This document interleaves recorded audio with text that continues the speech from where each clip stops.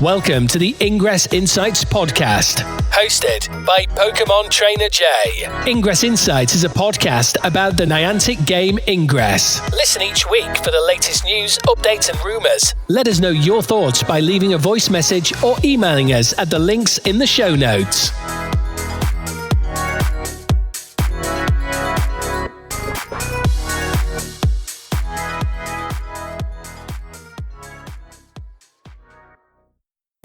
Additional intel available. Hello agents, and welcome to episode 120 of the Ingress Insights podcast. This week we're going over the plus beta anomaly results that have just happened on the weekend of the 15th of November, and those have been in Taiwan and The Hague in the Netherlands. Also be looking at the news of Ingress updating to version 3.0, the year 13 event and the new Paramount collab they've got, and also checking with what's happening on Recon, now that's live for agents as well. If my voice sounds a little bit different in this episode, I've got a bit of a cold, so don't worry about the audio, it should be fine. But what we'll do first of all is get into the plus beta anomaly news, because we've had the final anomaly for plus beta, though it's not the final time to score plus beta points.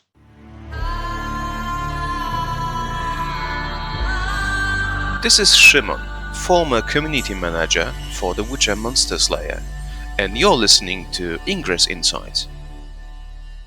Whilst I'm feeling a bit less than 100%, I'm not going to go through these in full detail, so I'm just going to go through the results for the plus beta anomalies that happened on November the 15th weekend.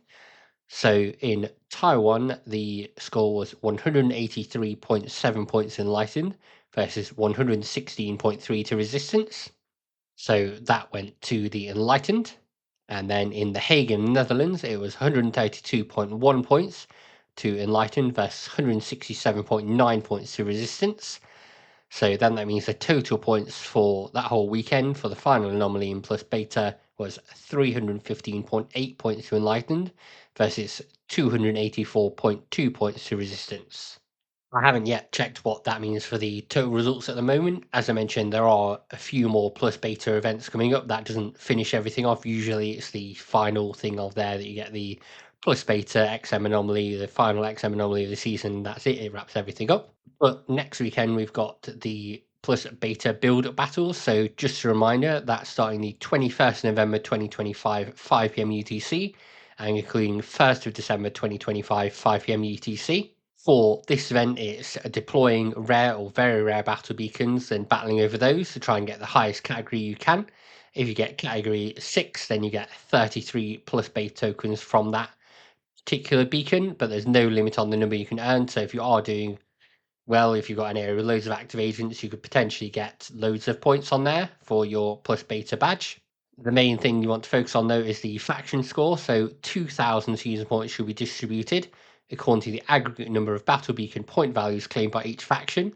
There, the battle category is not taken into calculation, so that's just for your own points. And any proportional allocation will be round to 1 decimal place. So it's just a case of making sure that you're utilizing the battle beacons and battling over it to actually earn battle beacon points. So if you're able to do that and get some points to your faction, it will help out. As mentioned, that starts on the 21st of November 2025, 5 p.m. UTC, and finishes 1st of December 2025, 5 p.m. UTC. And then that leads into the Shardstorm battles as well, which I'll get into when we get a bit closer to them. But basically, the thing is set up everything on here and then work into the Shardstorm work, so I'll select locations from that. So that's about it now for plus beta. I'm going to move into the general Ingress news. We've got quite a bit to cover in there. Hey, this is Sim, Global Product Marketing Lead for Peridot, and you're listening to Ingress Insights. Before we get into the bigger Ingress news, I just want to mention again here the Spiderweb Premium campaign. So if you purchased this before the 3rd of November, when it was the last chance to purchase it, you have until the 17th of November, 5 p.m. UTC to complete it. So that's rapidly coming up. So if you don't complete it by that time, you won't get the badge or any of the other items that are included for completing the assignments on there. So make sure you complete that.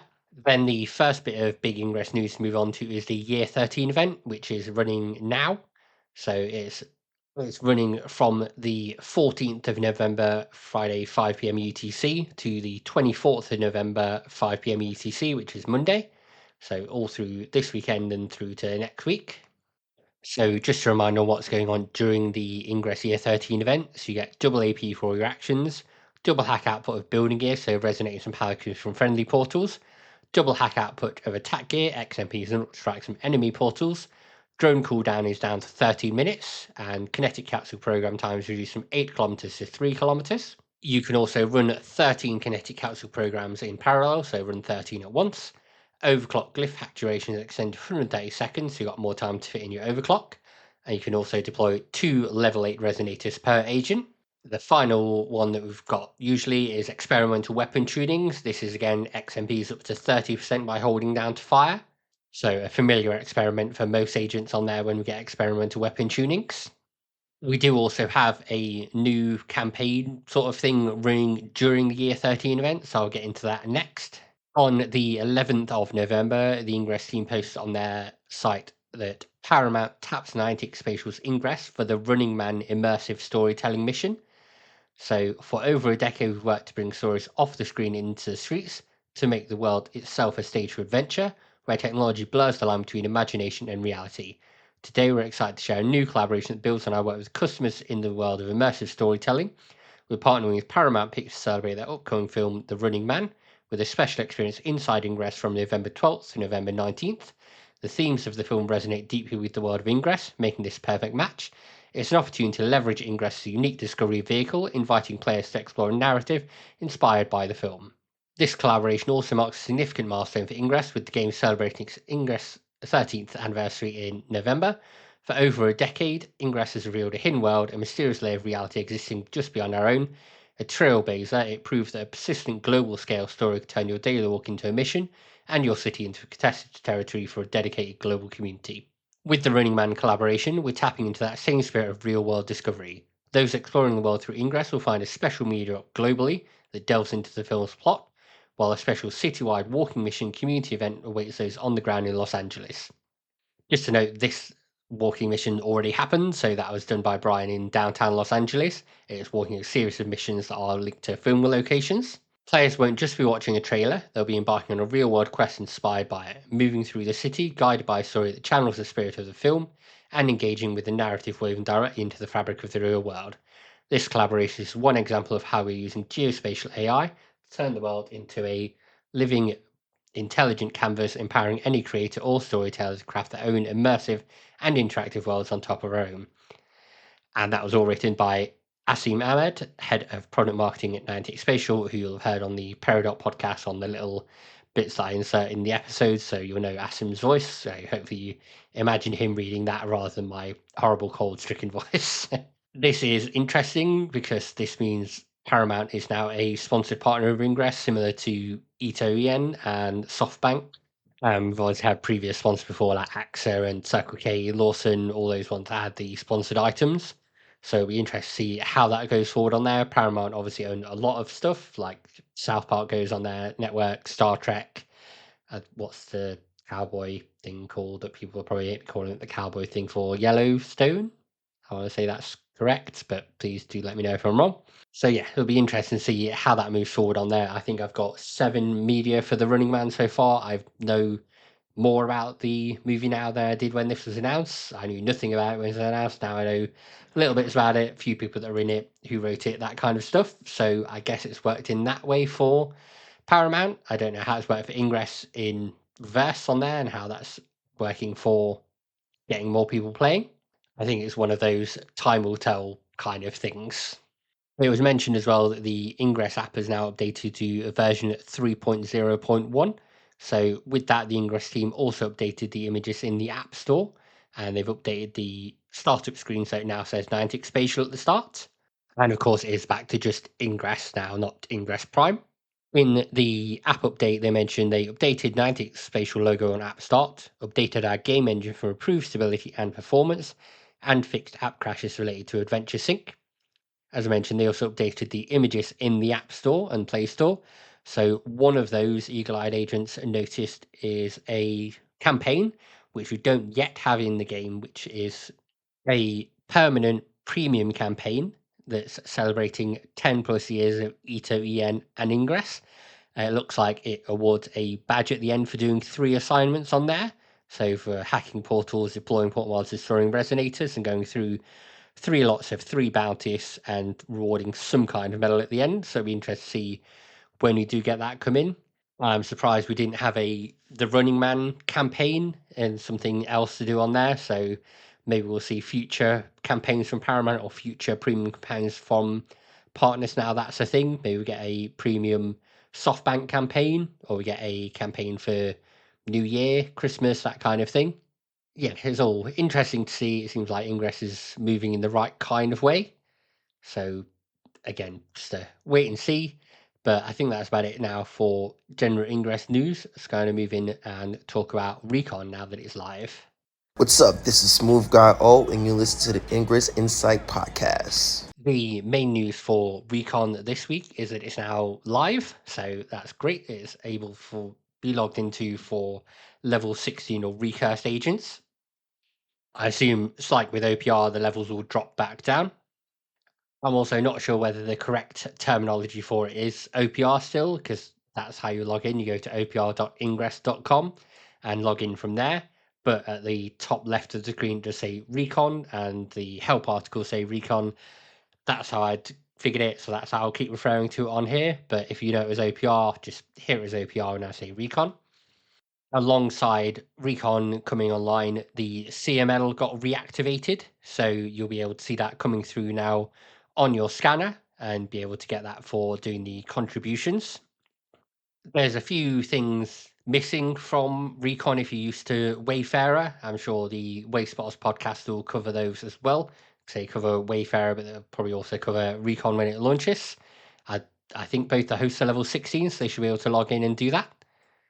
So one of the important things that's not there is upgrades. So previously, when you reviewed a lot on Wayfarer and got 100 agreements, you'd get an upgrade that you could use to push your nomination out to a wider web of reviewers. So then you get a decision on your nomination a bit quicker. So you can't do that on Recon. Also, on the help page on Wayfarer, you could go in and do a little help chat and send a message through for location edits or reporting abuse, things like that. That option doesn't come up on Recon. There's no help chat that comes up. You can go on the help page and look at everything on there and see it's still full of Wayfarer references from where they've copied everything across. At the minute, though, it's basically a copy of Wayfarer, so it's still the showcase that you see on there and the criteria pages, which are all the same as they were on Wayfarer for eligibility, acceptance, rejection, and content guidelines. Reviewing, again, is still the same, where you're giving thumbs up, thumbs down, or I don't know. Some agents have been a little confused on how to reject things. So there's a Recon channel that posted a rejection reminder saying, given that OPR/Recon seems to be a copy of Wayfarer, we assume that rejecting is the same way as Wayfarer.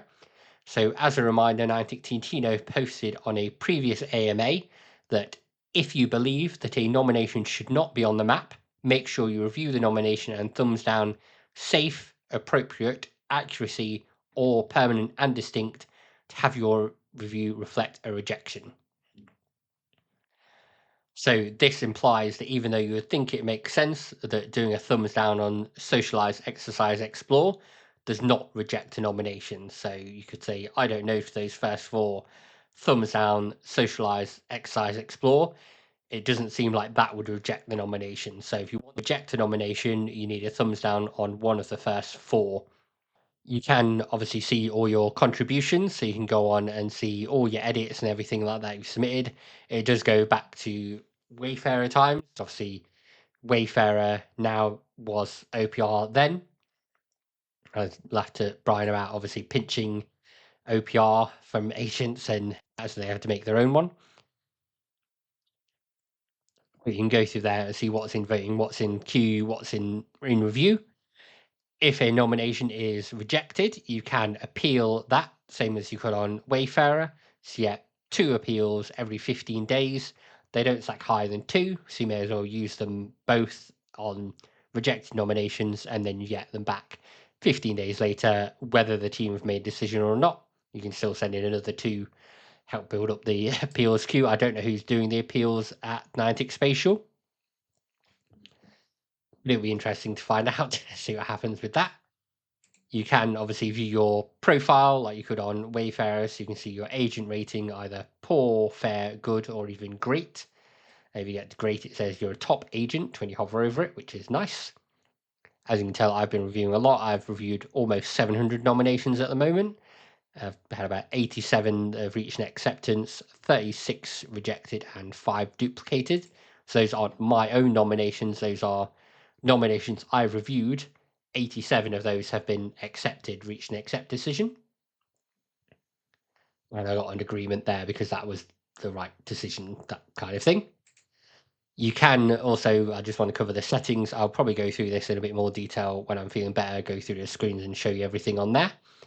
But you can go onto your settings in Recon and enable language, set dark mode to be auto on or off, automatic scrolling on or off, so you scroll down automatically to the next thing.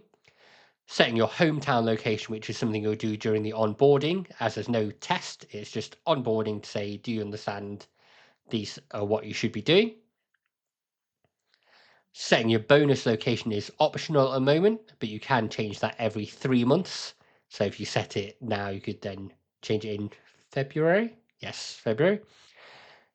And there's also a toggle for OPR challenge. So previously we'd seen Wayfarer challenge that awarded an OPR live badge for getting a certain number of things reviewed. So it seems like that will be coming back on at some point. You can set it on or off. It's on by default, so if you're not interested in the challenges whenever they do come around, whatever form they take, then you can turn that off. As I said, at the moment, it's only open to agents that are level 16 or recast. This does mean if you've submitted nominations and you're level 15 or below, you can't actually go on and edit them at the moment. That's a pain, but I figure it'll come down at some point and go back down to level 8, as it says in the help pages. So it shouldn't be that long, but things obviously are taking a little time at the moment because there's only level 16 recurse agents that can access the system. That's about it for a quick Recon go through, or I suppose these should say, unlike with Wayfarer, there's no Recon community forum. There are no Recon ambassadors like there are Wayfarer ambassadors. So I don't know whether the Vanguards take that kind of role, whether they've been involved in it. I assume they've been testing it since the start. But yeah, that's all about Recon. I hope you've got your CML ticked up. I'll move in to get things wrapped up now. This is Jessica Jung, lead producer of Peridot, and you're listening to Ingress Insights. Thank you, agents, for this week's episode. Next week, we'll have the plus beta build-up battles to discuss. We'll also be getting close to December, so I'll be starting to go through and discuss the events we've got coming up for December.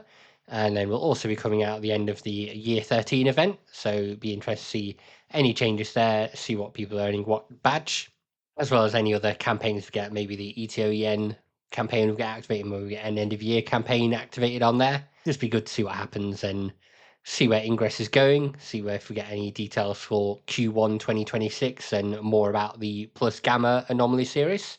As I said, I will cover Recon in a bit more detail, probably record the screen, go through bits on there and show those that can't see Recon what's going on and see if there's anything that we need to ask Niantic Spatial for on there to get changed. Obviously, I'd like upgrades to come back on because I'd like to get quicker decisions on my things. Hopefully not quicker rejections, but it's never guaranteed that it's going to be accepted. I do want to shout out everyone on Patreon. So we're now raising to double figures of members. I will shout you all out when my voice is feeling better. But I do appreciate everyone that signed up either on paid or free to watch Brian's interview and go through on there and see some other bits that are coming up. If there's anything you think is going to make it more worthwhile for you, do let me know. I said there's a post on there about sending out Christmas cards for December, and I'm hoping to get those all sent out early December. So if you do sign up, let me know, drop your address, I can send you a Christmas card. Speaking of Christmas, next week I'm going to change the intro to the Christmas one. I've got a new one for this year, so hopefully you like that better than last year. If you don't, you can skip it, so it doesn't matter. But that's all from me for this week, agents. So hope you have a great Sunday. Hope you're enjoying Ingress Year 13 and you're enjoying the Running Man collaboration with Paramount Pictures. Have a great day, agents, and happy hacking. Thank you, agents, for listening to the latest episode of the Ingress Insights podcast. If you'd like to support the podcast, you can do that in a couple of ways. So the easiest way to support the podcast is via Patreon. So you can find it at patreon.com/Ingress Insights. And there's a free tier, a $1 a month tier, whatever that is in your local currency, and a $5 a month tier. You can check out what benefits those come with on the Patreon. One other thing you can do that's totally free that helps out a lot is rating the podcast on your podcast service of choice. So where you can leave a rating or leave comments, that always helps increase visibility. And then finally, you can follow us on various social media channels. We use most of them, but the best one to follow us on now is Blue Sky. So that's just ingressinsights.bsky.social. Search for Ingress Insights on Blue Sky, you'll find us on there. Finally, sharing the podcast with friends, family, other agents who want to listen and get updates really helps out and helps get interviews with various Ingress people or other game-related people to then increase visibility more. So anything you can do from those is great. Thanks again for listening, agents. Have a great day. Intel package transferred.